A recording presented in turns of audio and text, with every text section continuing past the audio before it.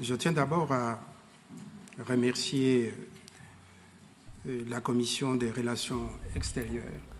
Madame Perezida, mbere na mbere ndashimira komisiyo y'ububanyi n'amahanga y'inteko ishinga amategeko y'Ububiligi ndetse by'umwihariko inteko yose y'iki gihugu kubera icyubahiro n'amahirwe mawe yo gutanga ijambo imbere y'iyi nzu yanyu ikomeye kugira ngo vuge ku kibazo gikomeye kimaze imyaka myinshi mu burasirazuba bwa Repubulika Iharanira Demokarasi ya Congo. Mu ijambo ryanjye ndajya mvuga izina u Rwanda inshuro nyinshi ariko ndagira ngo mbisobanure neza. Hari itandukaniro hagati y'abaturage b'u Rwanda, igihugu cy'u Rwanda n'ubutegetsi buriho buyobowe na nyakubahwa Paul Kagame. Abaturage b'u Rwanda n'abaturage ba Congo n'abavandimwe dusangiye byinshi: amateka, umuco, ubukungu n'ubutaka. Twashyizwe hamwe n'ubuhanga bw'isi n'amateka y'ibihugu byacu kugira ngo tubane mu mahoro, mu buvandimwe no mu mubano mwiza w'abaturanyi. Bityo rero ndashaka kugaragaza ko ikibazo kiri mu burasirazuba bwa Congo kitagomba gufatwa nk'ikibazo hagati y'abaturage cyangwa ibihugu bibiri bivuga ko biri mu ntambara, ahubwo ari ikibazo cy'ubuyobozi bufite imizi ifatika. Mu ncamake hari impamvu eshatu cyangwa enye zifatika zishimangira iyi ntambara imaze imyaka myinshi mu burasirazuba bwa Congo. Icya mbere, uko ibihugu by'abaturanyi u Rwanda n'Ubugande bifite inyota ku mutungo kamere wa Congo, nk'uko abashakashatsi batandukanye barimo na Profesa Titeka babigaragaje. Ayo mahanga yombi yagiye agaragaza inyungu zishingiye ku bucuruzi bw'amabuye y'agaciro ndetse n'izindi nyungu z'ubukungu ziri mu burasirazuba bwa Congo. Icya kabiri, hari ubusumbane n'ubwiyongere bw'ubwigunge bwa leta ya Congo. Igihugu cyacu gifite inzego zishobora kuvugwa ko zifite intege nke cyane, ingabo zidafite ubushobozi, ubuyobozi buheza abaturage n'ubutabera budakora neza. Ibyo byose bituma Congo itagira imbaraga zihagije no kwirwanaho. Hari icya gatatu, kunyerezwa no gukoresha nabi umutungo kamere wa Congo n'imitwe yitwaje intwaro. Iyo mitwe yagiye yigarurira ibice bimwe by'igihugu igakuramo amabuye y'agaciro mu buryo butemewe n'amategeko, ndetse bakaba banagurisha hanze ibyo byose bacukuye muri Repubulika ya Demokarasi ya Congo bigashyigikira intambara. Icya kane, hari ukwirengagizwa n'isi yose ku bibazo bya Congo. Umuryango mpuzamahanga uhereye ku bihugu bikomeye n'imiryango nk'umuryango w'abibumbye wagiye wicecekera cyangwa ukagira icyo uvuga ariko ntugire icyo ukora mu buryo bufatika. Izo nizo mpamvu enye z'ingenzi, ariko mbere y'uko ntanga ibisubizo ndashaka kuvuga ibintu by'ingenzi kugira ngo turinde amakosa yo gufata nabi ibibazo byacu. Nta kibazo cy'imbibi hagati y'u Rwanda na Congo. Mbere na mbere ndashaka gusobanura ko nta ntambara y'imbibi iri hagati ya Congo n'u Rwanda. Nk'uko bigaragara ku ikarita iri imbere yanyu, imbibi z'ibi bihugu byombi zashyizweho ku itariki ya mbere Kanama 1885 ubwo umwami Leopold wa kabiri w'Ububiligi yemezaga imipaka ya Etat indépendant du Congo. Nyuma y'imyaka, ku wa 14 Gicurasi 1910 mu mujyi wa Brussels, Ububiligi n'Ubudage basinye amasezerano yemeza ko imbibi hagati y'u Rwanda icyo gihe cyarigabanyijwe n'Ubudage na Congo zizanyura hagati ya Kivu no ku ruzi rwa Rusizi. Iyo mipaka yakomeje kubahirizwa kugeza n'uyu munsi. U Rwanda rwabonye ubwigenge ku wa mbere Nyakanga 1962 kandi mu myaka 63 ishize ntirwigeze ruvuga ko rubangamiwe n'iyo mipaka. Mu nama yabereye i Cairo mu Misiri mu 1964 ibihugu bya Afurika byiyemeje itegeko ry'uko imipaka yashyizweho n'abakoloni igomba gukomeza kubahirizwa no mu masezerano y'ishingwa ry'umuryango wa Afurika yunze ubumwe mu 2000. Uwo mugambi wemejwe icyo gihe. Byongeye kandi muri 2018 u Rwanda na Congo byashyizeho amasezerano mashya ku mipaka yombi. byongera kugaragaza ko nta mpaka z'ubutaka zihari, ndetse no mu nama yabereye i Washington kwa 27 Kamena uyu mwaka, impande zombi zasubije ko zemeranya ko zubahiriza imipaka yemewe kuva ku gihe cy'ubwigenge.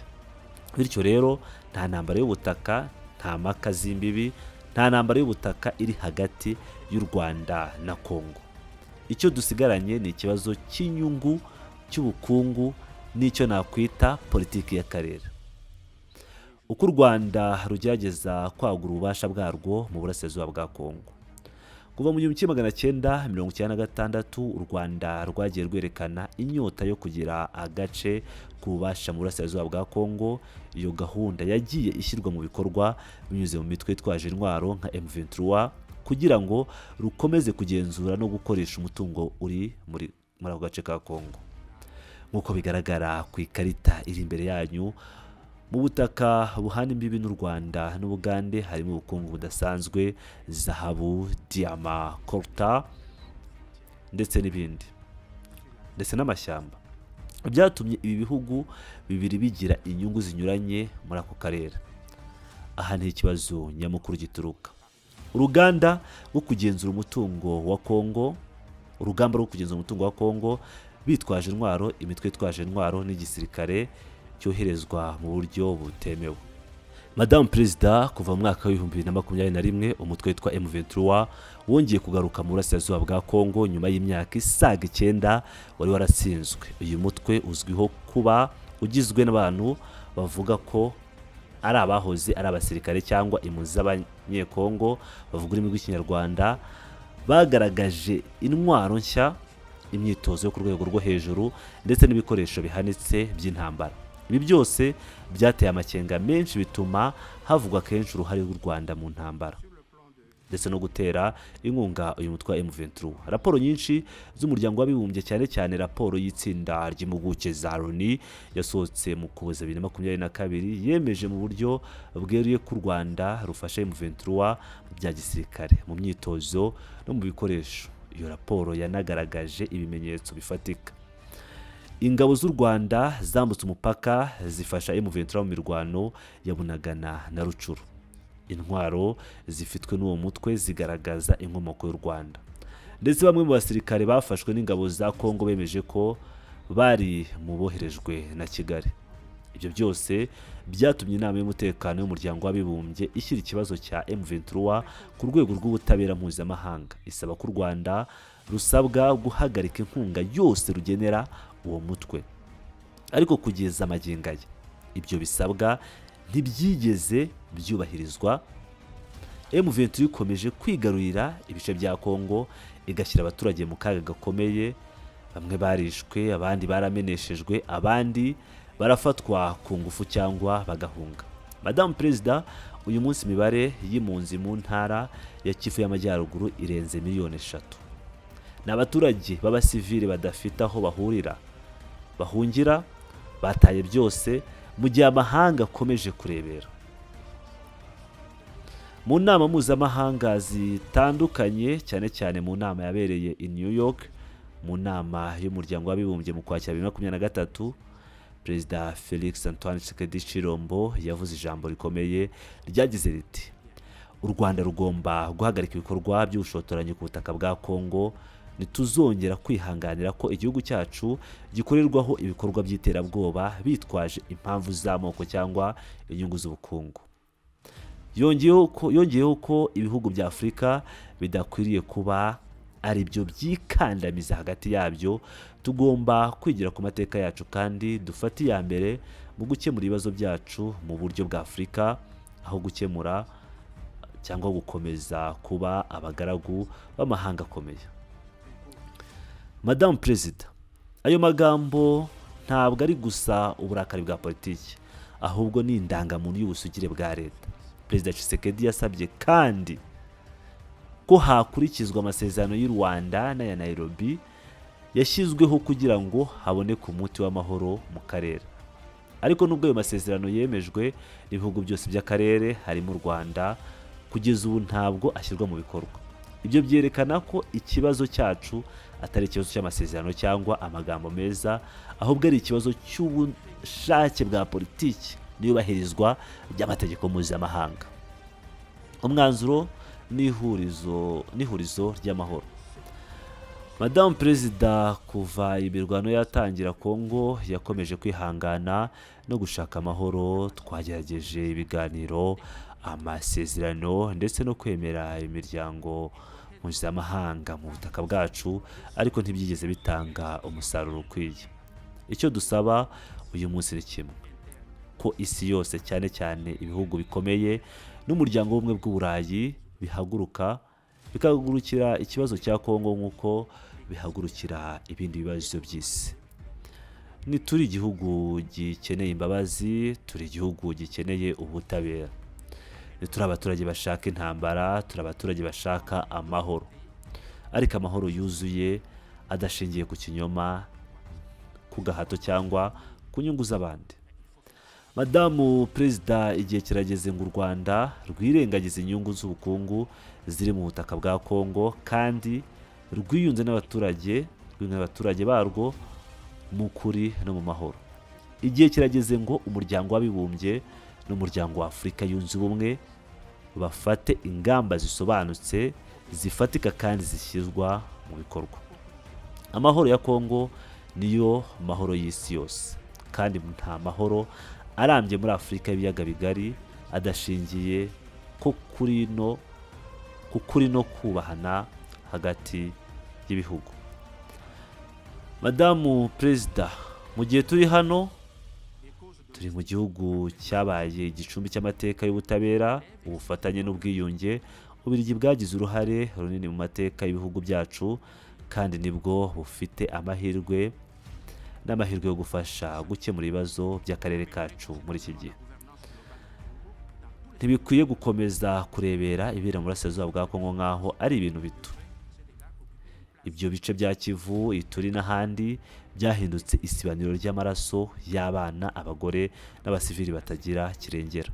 Abana bari mu nkambi aho bavukiye barahakurira, bakurira mu ntambara kandi ntibamenye isura y'amahoro. Ababyeyi batakaje ababo, abandi barashimutwa cyangwa baricwa mu gihe isi yose irebera idahumeka.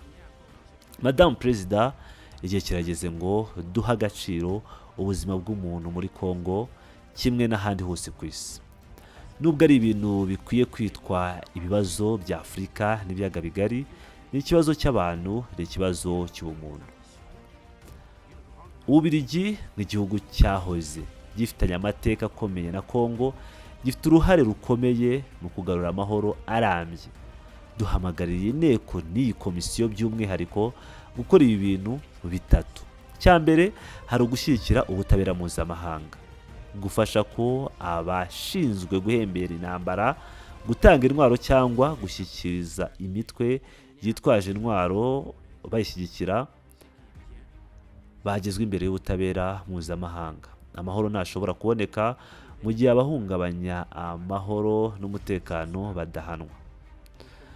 Icya kabiri, hari ugushyira igitutu ku bihugu bihungabanya umutekano wa Congo, kumenyesha isi yose ko u Rwanda n'Ubugande bidashobora gukomeza gufata Congo nk'isoko y'inyungu zabo bwite. Nta gihugu na kimwe gikwiye kwinjira mu kindi kivuga ko kirinda umutekano nyamara kibiba intambara. Icya gatatu, hari gufasha Congo kubaka inzego zikomeye. Ubufasha mpuzamahanga bugomba kwibanda ku kongera ubushobozi ingabo za leta, kubaka ubutabera bwigenga no guteza imbere ubukungu bw'akarere kugira ngo abaturage babone impamvu zo kwirinda.